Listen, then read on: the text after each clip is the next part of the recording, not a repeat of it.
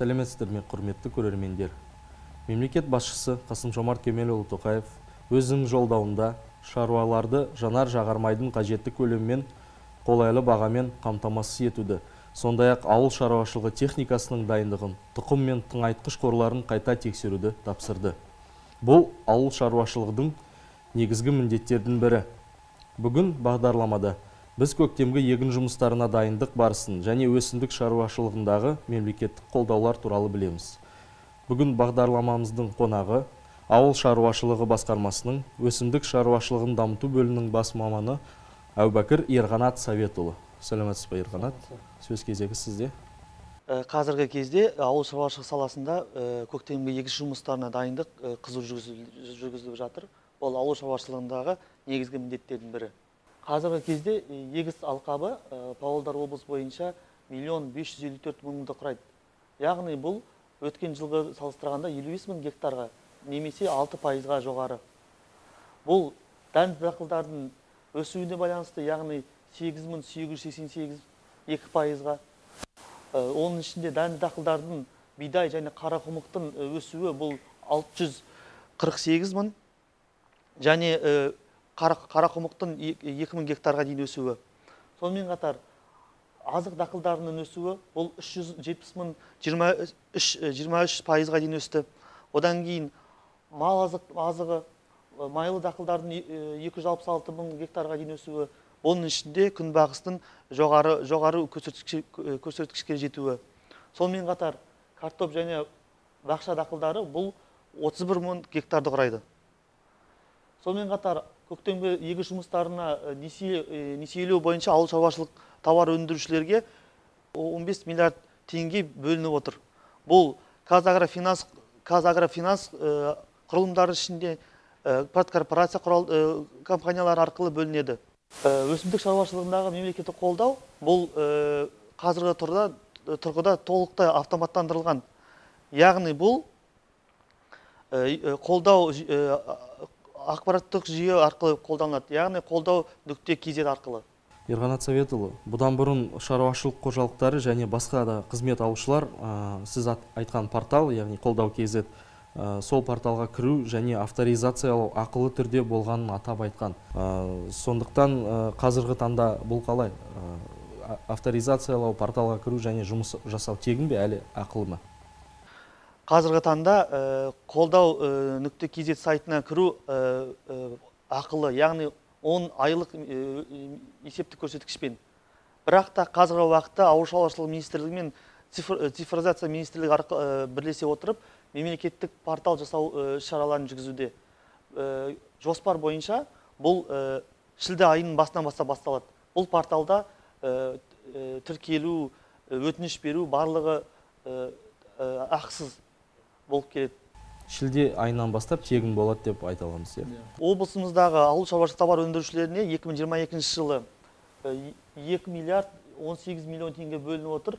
Бұл өсімдік шаруашылығындағы 4 бағыт бойынша жүзеге асырылады. Бұл минералды тыңайтқыштар миллиард 121 миллион теңге, тұқым шаруашылығы 844 миллион теңге, пестицидтер бойынша 1 миллиард 794 миллион теңге, және де суды жеткізу құнын арзандату бойынша 224 миллион теңге бөлініп отыр. Бұл субсидиялар осы жылдың шілде, маусым және мамыр айларынан бастап іске асырыла бастайды. Біздің болжамымыз бойынша бұл көрсеткіштер ауыл шаруашылығының тауар өндірушілерін толықтай мемлекеттік қолдаумен қамтамасыз ету керек. Аталған сомалар бір жылға жоспарланған. Бір жылда игеру қажет. Мемлекеттік қолдаудың 2021 жылғы көрсеткіштері. Яғни ауыл шаруашылығы саласында, өсімдік шаруашылығында 2021 жылы 4 миллиард 361 миллион теңге игерілді. Яғни бұл ауыл шаруашылық саласында өте жетістіктердің бірі. Біздің басқарма бойынша 2018 өтім қаралып, оларды толықтай өтімдерді өткізді. Сонымен қатар минералды тыңайтқыштар бойынша 1 миллиард 270 миллион теңге игерілсе, 381 өтінім қабылданды. 184 мың алқапта 15 мың тонна, 16 мың тоннада тыңайтқыштар енгізілді. Ал тұқым шаруашылығы бойынша 2022 жылы миллиард 336 миллион теңге игерілді. Оның ішінде 580 мың өтім қаралып, 490 мың алқапта 10 мың тоннадан астам тұқым себілді. Ал пестицидтер бойынша 2021 жылы миллиард 472 миллион теңге бөлінді. 1110 өтінім қабылданды. Сонымен қатар 778,3 мың литрге миллион 123 мың гектарда пестицидтермен өнделді. Ерған Советұлы, пестицид деген сөзді біздің көрермендерімізге қарапайым сөзбен айтып берсеңіз, мысалдарды келтіре отырып.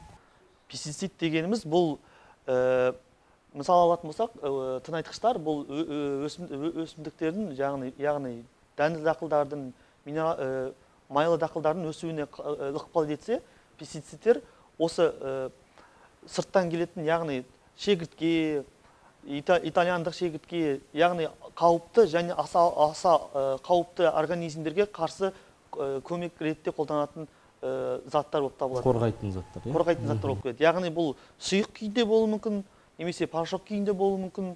Бұлардың қолданысы бойынша тиісті шараларды бұл агрономдық тұжырымда айтқанда әр пестицидтердің өзінің қолданатын мақсаты бар. Мысал алатын болсақ, дәнді дақылдарда өзінің тиісті құралдары құралады. Қазіргі уақытта біздің облыс бойынша осы жеке шаруа қожалықтары осы аэрозольді тәсілмен, яғни самолетпен келіп өндейді көбінесе. Бұл Ертіс аудандары, Тереңкөл және Железинка аудандарында қолданады. Сонымен қатар мемлекет тарапынан мемлекеттің қарамағында тұратын қосалқы жерлер, яғни егін егілмейтін, яғни мал шаруашылығы қолданылатын жерлерде ол шегірткеге қарсы осы аэрозольді тәсілмен пестицид өнделеді. Тағы бір мемлекеттік қолдау бұл су жеткізу құнын азамдату болып келеді. Яғни ауыл шаруашылығында 2021 жылы 282 миллион теңге бөлінген болатын, оның ішінде 345 өтінім қабылданды. Суармалы су көлемі 18 миллион метр кубты құрады. Бұл жерде су бойынша айта кететіні, өтінімдер 3 аудан бойынша ғана қабылданады. Яғни ол Павлодар ауданы 75% субсидияланады. Және Ақсу, Екібастұз аудандары бұл 85% субсидияланады. Бұл антимонополия қызметкерлердің қойған талаптарына сәйкес іске асырылады. Сіз жоғарыда айтқаныңыздай субсидиялауға бірнеше миллионнан бөлініп отырады бюджеттен. Ол субсидияға бөлінген қаражат жетпей қалып, үлгермегендер өтінімді жолдаса портал арқылы. Оны қалай өтейсіз? Ондай жағдайлар 2021 жылда да болды. Бұл әр жыл сайын болатын жағдай. Мысал алатын болсақ, пестицидтер бойынша бізге 700 миллиондай қаражат жетпей қалған 21 жылы. Біз оны қазір мемлекеттен, ауыл шаруашылық министрлігінен сұрап 2022 жылға өткіздік. Яғни сол өткен жылға ала алмай қалған шаруашылықтар 2022 жылы олар ала алады өтінім беріп. Бұл жағынан біз толықтай қызметті атқарғанбыз. Егерде 2022 жылы осы жылы ақша жетпей жатып, шаруа қожалықтары алмаған шаруа қожалықтары болса, біз оны келесі жылға қалдырамыз. Бұл практикада бар нәрсе. Жақсы, алмағандар болмайды. Алмағандар болмайды. Негізгі мақсат, негізгі талаптардың бірі бұл егін егетін жердің электронды спутникалық фотосы болып, оны қолдау арқылы өткізу. Яғни оның севовороттар болу керек. Ең басты құжаттар сол болып келеді. Одан кейін, яғни қосымша электронды счет фактурасы, бұл қазіргі қаражатты өтімдерді қабылдаудың тағы бір тәсілдері болып келеді. Электронды счет фактураны алу қазір ол мемлекеттік сайттар арқылы жүзеге асырылады. Сіз жоғарыда айтқаныңыздай, тұқым шаруашылығын дамытуға мамырдан минералды тыңайтқыштарды мен пестицидтерді маусымнан, ал су жеткізу қызметтерін шілдеден бастап субсидияланатын болады. Яғни субсидиялау түрінен байланысты қаражат бөліне ме? Арнайы кесте құрастырыла ма? Кім оны әзірлеп бекітеді? Неге ол байланысты? Мысалы алатын болсақ, тұқым шаруашылығы бойынша мамыр айынан басталады. Шаруа қожалықтары егін жұмыстарын мамыр айларынан бастайды. Яғни сол кезде шаруа қожалықтары тұқымды себіп, енді егін егуге кірісе бастайды. Сол кезде осы субсидияны алу үшін оларға ыңғайлы болу үшін жасалынады. Яғни бұл ауыл шаруашылығы министрлігімен бекітіліп, бізге хат ретінде жіберіледі. Ал пестицидтер және тыңайтқыштар жөнінде айтатын болсақ, тыңайтқыштармен өңдеу, яғни егін егілгеннен кейін біз өтімдерді қабылдай бастаймыз. Яғни олар осы айда тыңайтқышпен алқаптарды өңдей бастайды. Яғни өсімнің өсуіне тікелей ықпал ететін бұл тыңайтқыштар болып келеді. Ал пестицидтердің шілде айына қойылуы, маусым шілде айларына қойылуы, шегіртке тектестер, сонымен қатар аса қауіпті организмдердің өсіп өнуі күннің ауа райының жылуына байланысты, тағы басқа табиғи факторларға байланысты, осы алдын алу шараларын жүргізуіне байланысты осы шілде айларында қоямыз. Бұл да ауыл шаруашылығы министрлігімен келісіліп бекітілген нәрсе. Алдын ала жоспарланған, яғни табиғатқа байланысты. Сонымен қатар осы ауыл шаруашылығындағы көктемгі егіс жұмыстарын шаруашылықтарды несиелеу көмек ретінде осы біз кең дала, агробизнес, техникалық лизинг, форварды закуп деген сияқты программалармен жүзеге асырамыз. Бұлар бойынша бізге 15 миллиардқа жуық ақша бөлінген болатын. Бұларды өтімдерді қабылдау, өтімдерді шығару осы Қазагрофинанс акционерлік қоғамы арқылы жүзеге асырылады. Сонымен қатар корпорация, яғни форварды закуп деп айтылады. Бұл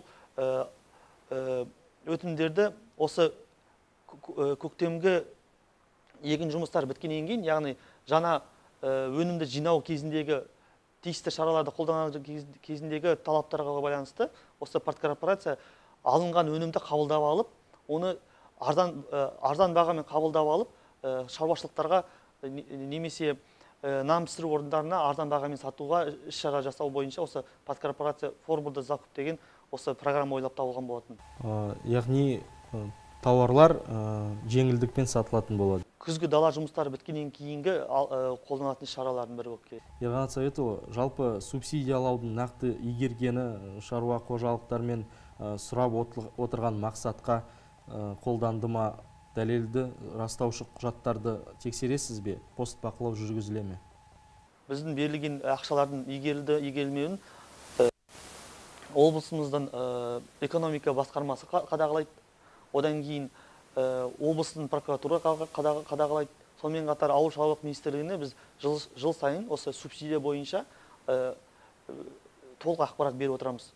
Бұл жаңағы қолдау сайтында тиісті шаруашылықтардың алынғаны, кім қанша алды, қашан алды, қандай препаратқа, немесе қандай түріне алғаны толықтай ақпаратты кез келген адам қолдау сайтына кіріп ала алады.